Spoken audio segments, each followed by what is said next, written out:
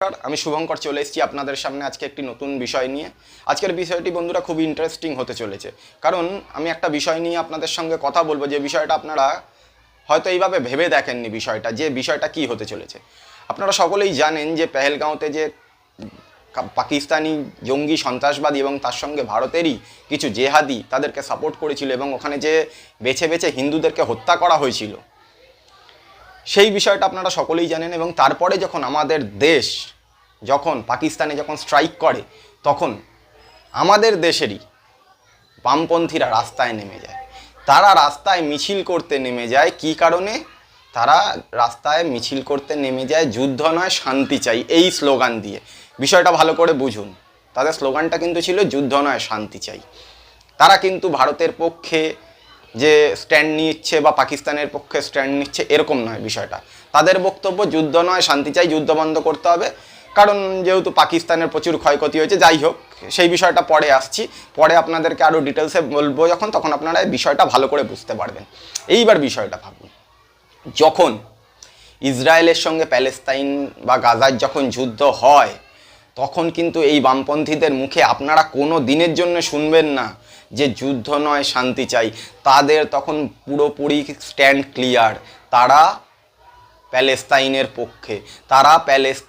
পক্ষে। প্যালেস্তাইনের ঝান্ডা নিয়ে আপনারা এই বামপন্থী, এই সিপিআইএম, এই মাকুগুলোকে কিন্তু রাস্তায় মিছিল করতেও দেখবেন।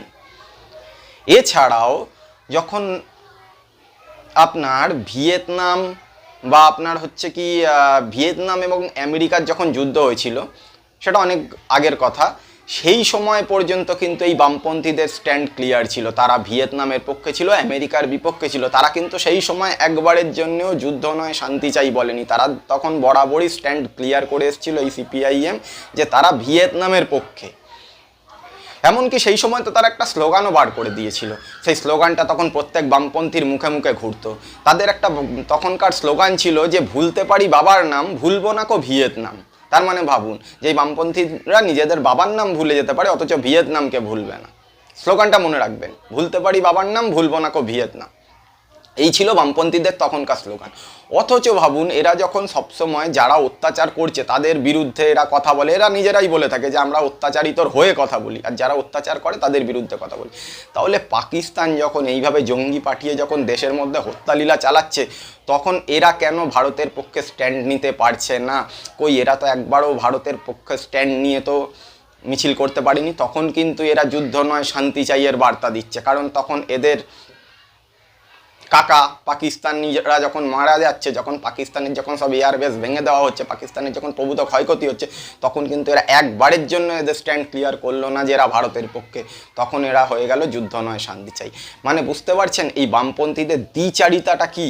এই বামপন্থীরা কতটা দ্বিচারিতা। এরা প্যালেস্তাইনের পতাকা নিয়ে প্যালেস্তাইনের পক্ষে মিছিল করতে পারে, এরা ভিয়েতনামের পক্ষে মিছিল করতে পারে, কিন্তু এরা ভারতের পক্ষে মিছিল করতে পারে না। এমনকি 1962 চীন ভারত যুদ্ধেও আপনারা হয়তো জানেন যে যখন ভারতীয় সৈন্যরা মারা যাচ্ছিল, তখন ব্লাড ডোনেশন করা হচ্ছিল যাতে ভারতীয় সৈন্যদেরকে রক্ত দেওয়া যায়। এই বামপন্থীরা সেই সময় রক্ত দিতে অস্বীকার করে, কারণ সেই সময় তাদের স্লোগান ছিল চীনের চেয়ারম্যান আমাদের চেয়ারম্যান।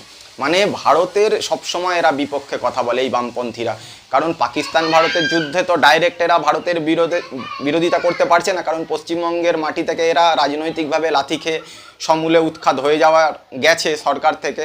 এখন এদের যেটুকুনি টিম করছে সংগঠন, সেটাও আর কি থাকবে না। সেই কারণে এরা ডাইরেক্ট ভারত বিরোধিতা করতে পারছে না। যদি আজকে এদের সংগঠন বড় হতো বা এরা যদি আজকে সরকারি ক্ষমতায় থাকতো, তাহলে দেখতেন এরা পাকিস্তানের স্লোগান দিয়ে এরা মিছিল বার করে দিত ভারতের বিপক্ষে। আর সবথেকে বড় কথা, আপনারা হয়তো জানেন সিপিআইএমের তন্ময় ভট্টাচার্য, যে একবার শ্লীলতাহানির কেস করা হয়েছিল যার নামে একজন মহিলা সাংবাদিককে, তিনি তো ওপেন ক্যামেরার সামনে বলছেন যে পাকিস্তানের লোক না খেয়ে মারা যাবে, আমরা সেটা দাঁড়িয়ে দাঁড়িয়ে দেখবো কেন। কিন্তু একবারও বলছেন না ভারতের যখন পেহেলগাঁওতে 26 জনকে নাম জিজ্ঞেস করে করে তাদেরকে দিয়ে কালমা পড়িয়ে, যারা পড়তে পারেনি অর্থাৎ যারা নন মুসলিম, তাদেরকে যখন হত্যা করা হলো, তখন কিন্তু এই বামপন্থীরা টু শব্দটি করেনি।